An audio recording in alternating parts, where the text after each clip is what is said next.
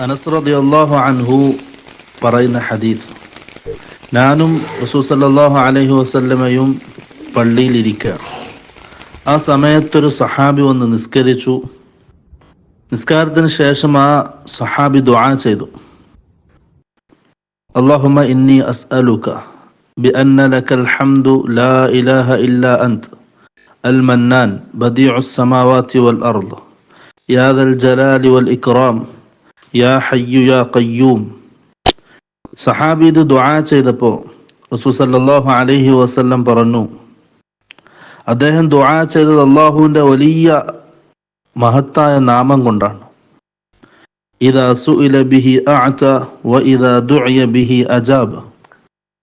ആ ദുആന്റെ പ്രത്യേകത, ആ അല്ലാഹുവിൻ്റെ അസ്മാഇൻ്റെ പ്രത്യേകത, അതുകൊണ്ട് ദുആ ചെയ്താൽ ആ ദുആ സ്വീകരിക്കപ്പെടും. അത് വെച്ച് അല്ലാഹുവിനോട് ചോദിച്ചാൽ ആ ചോദിച്ചതിന് അല്ലാഹു ഉത്തരം നൽകും.